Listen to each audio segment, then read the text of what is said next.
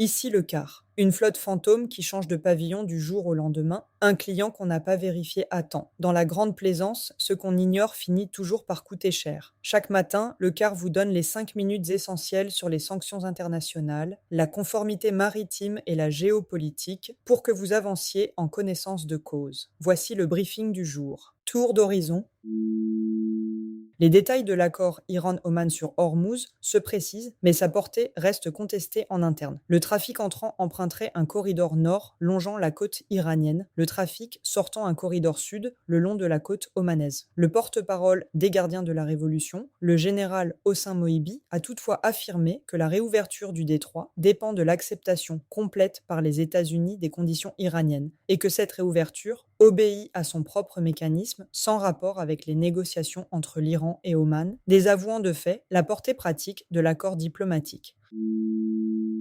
Le Bab al-Mandeb s'enflamme à nouveau. Les Houthis ont mené au moins 12 nouvelles frappes de missiles sur les provinces yéménites de Hadramaout et Marib, tuant au moins 30 soldats de la coalition, tandis qu'une frappe Houthi sur le sud de l'Arabie saoudite a blessé 11 civils, dont un enfant. L'Arabie saoudite a par ailleurs annoncé la formation d'une alliance internationale pour protéger la mer Rouge, 13 pays ayant dans un premier temps accepté d'y adhérer.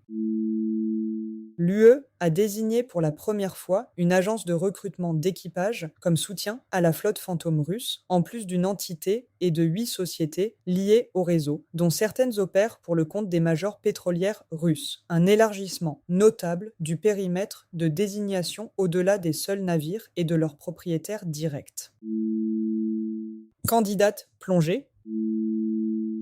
La déclaration du porte-parole de l'IRGC confirme la crainte exprimée hier. Un accord technique entre diplomates iraniens et omanais n'engage pas nécessairement l'aile militaire qui contrôle réellement les opérations dans le détroit. En affirmant publiquement que la réouverture n'a rien à voir avec les pourparlers avec Oman, les gardiens de la révolution se réservent la possibilité de continuer les opérations de contrôle et d'interception, quel que soit le sort du texte négocié par la diplomatie, un signal à prendre très au sérieux pour quiconque planifie un retour à la normale sur cette route.